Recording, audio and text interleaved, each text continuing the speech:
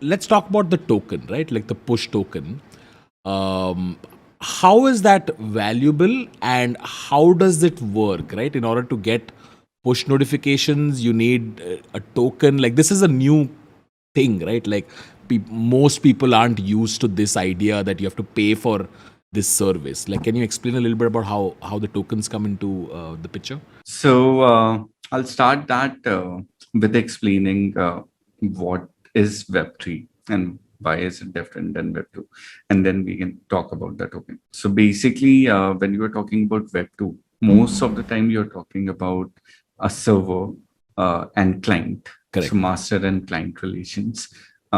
You have a server and the client connects to it, and the master decides what rules they want to enforce and what sort of package they want to charge. So, for example, this Zoom call, there will be a software as a solution charge, which the Zoom might have levied on you, or you might be on a free package. But basically, that how much money the Zoom wants to charge for their service is decided by this master's server or the Zoom server or the Zoom organization. And it's quite easy because you have one master, and whatever they say, the clients, they don't have any say in it, and that's okay.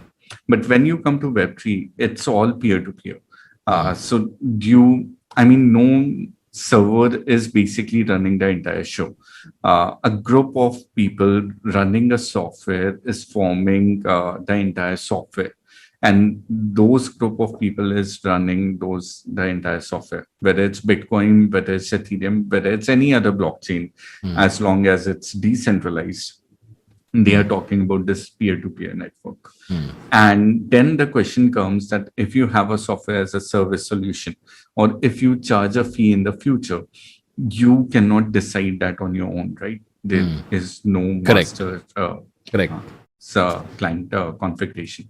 So for that, the other way in which you can do that is via democratic process, which is basically just how in a publicly listed company, you have shareholders of the company, and whatever things are going to be passed in a company, they will put forward a proposal, and 51% or higher people who vote for that proposal will make sure that the company passes that proposal, and whatever is written in that proposal is implemented. This is where tokens come in, or governance token comes in. So basically, if you are holding tokens of Aave, or if you're holding tokens of Uniswap, or if you're holding tokens of Push, these are all governance tokens, which means that you're holding those shares that will help you decide in the future how the software will evolve, what sort of fees the software will charge, what sort of core features the software will have. Because again, this is a Got it. peer-to-peer node. One thing which is different in Push, actually, a couple of things which is different in Push, because we were creating this middleware, which is for the open internet. So it's quite ambitious. We want everyone to use it.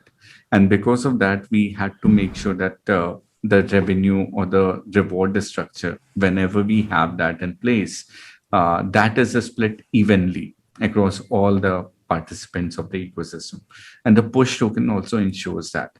So essentially, it means that whenever we activate the fee, or whenever the governance token holders decide that we are going to charge a fee, then there will be a fee pool that will be again decentralized in that protocol.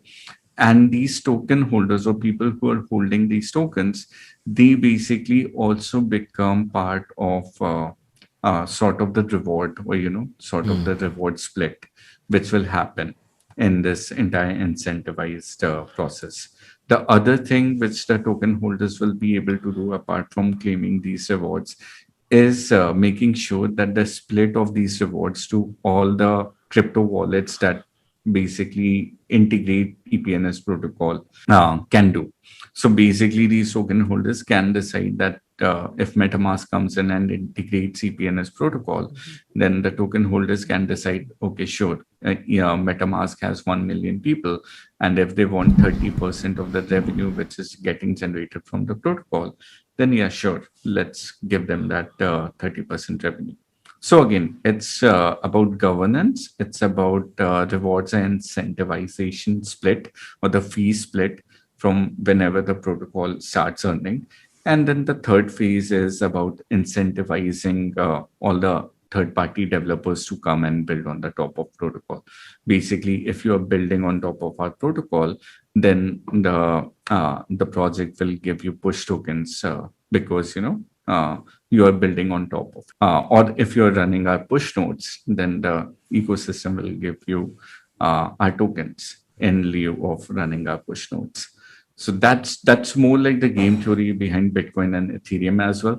That if you're running the Ethereum node or Bitcoin node, which is just the software, if you're running that, so as long as you are running it, the system will decide to give you some Bitcoin or some Ethereum, just as a way to incentivize you to run the software. So these are the three ways by which the push token operates. It just like it's such a simple service, right? Like which has been taken for granted, but I didn't realize I was paying for it through data, essentially, like data about me. And now I realize that holy shit, when you go to decentralize it, it's no longer as simple as I've been using it.